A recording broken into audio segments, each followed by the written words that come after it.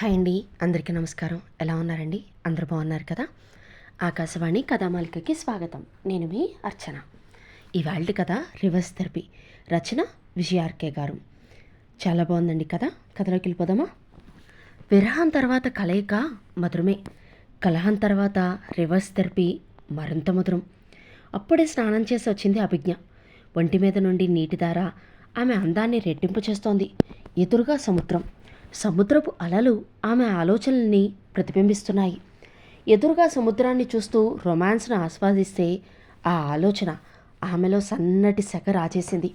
ఒక్క క్షణం భర్త గుర్తొచ్చాడు. భర్తతో జరిగిన గొడవ గుర్తొచ్చింది. ఆ గొడవ తాలూకు పర్యవసానము గుర్తొచ్చింది. వారం రోజులుగా తమ మధ్య పెరుగుతున్న దూరము గుర్తొచ్చింది. తను భర్తను అవాయిడ్ చేయడం గుర్తొచ్చింది. వారం రోజులుగా తనకు దగ్గరవడానికే భర్త చేసే ప్రయత్నము గుర్తొచ్చింది. కాదు, గుర్తు చేసుకుంది అభిజ్ఞ. ఇద్దరి మధ్య గొడవ. కారణం ఏదైనా ఎవరైనా, ఫైనల్గా బెడ్రూమ్లో తుఫాను. రాత్రుళ్ళు విహారీ ఒంటరిగా పడుకోడు.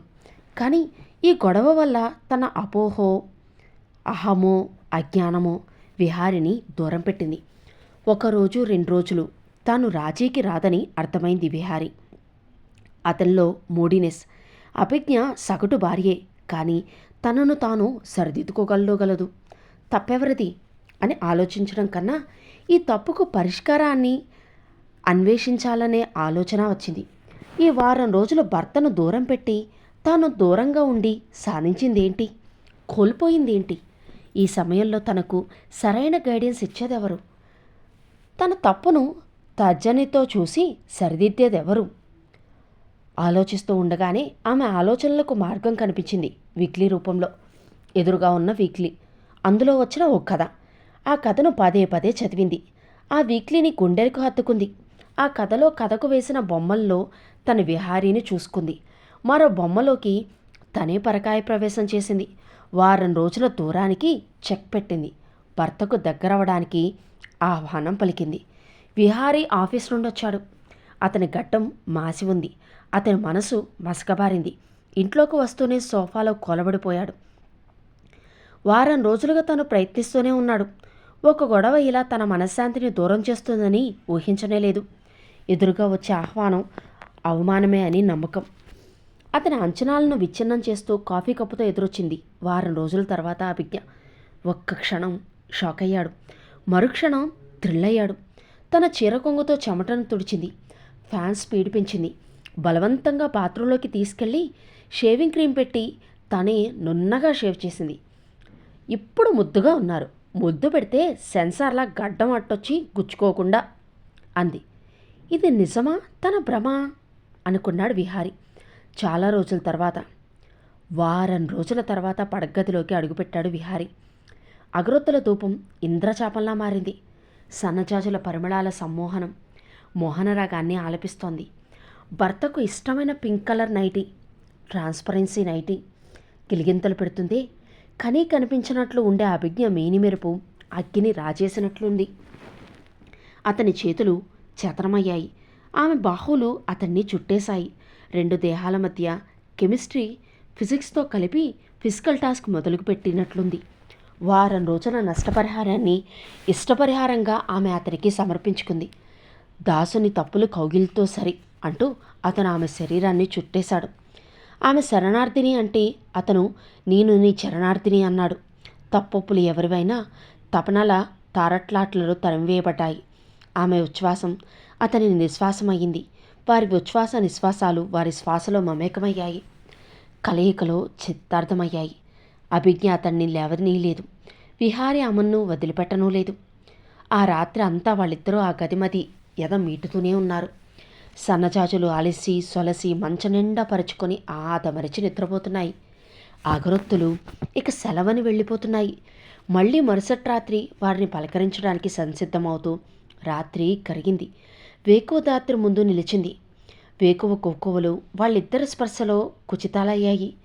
కిలికించతాల మెలకువలయ్యాయి.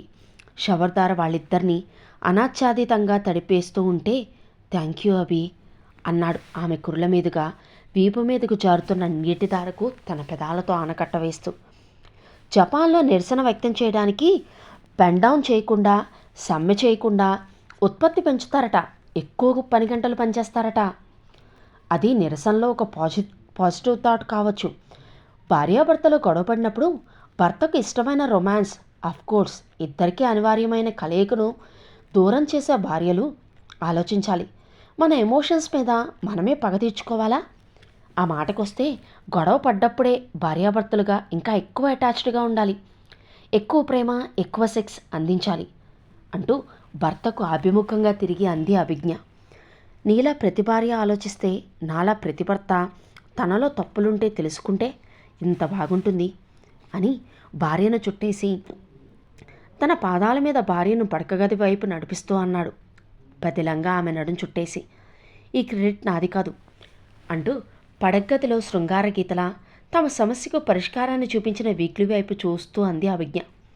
కిటికీలోంచి వచ్చే చల్లటి గాలికి పేచీలు తిరుగుతున్నాయి. గాలి ఆగిపోయింది. అక్కడ ఆ పేచీలో ఒక కథ. దంపతుల జీవితాల్లో సరసమైన భావోద్వేగాల పరిచయం చేసే సరసమైన కథ.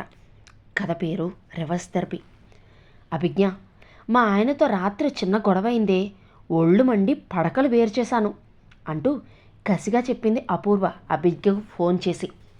కసిగా పడకలు వేరు చేయడం కాదు, ప్రేమగా మారి కాస్త దగ్గరవ్వాలి, అతను ఊపిరి తీసుకోనంతగా అంటూ రివర్స్ థెరపీ గురించి వివరంగా, విపులంగా, విశదంగా చెప్పింది అభిజ్ఞ. గొడవలు లేని దాంపత్యం అద్భుతమే. గొడవలు తప్పనిసరి అయినప్పుడు ఈ రివర్స్ థెరపీని మాత్రం మర్చిపోకండి. ఎందుకంటే కలహం కన్నా కలయిక అద్భుతమైంది. రచయిత విజయార్కే గారు. గుర్తుంది కదండి. కథ నచ్చినట్లయితే లైక్ చేయండి. మీకు బాగా నచ్చిన వాళ్ళకి, అదేనండి మీకు కోపం వచ్చిన వాళ్ళకి షేర్ చేయండి. కథ మీకు ఎలా అనిపించిందో కామెంట్ చేయండి. మరిన్ని కథల కోసం ఛానల్ని సబ్స్క్రైబ్ చేసుకోండి. ఉంటానండి.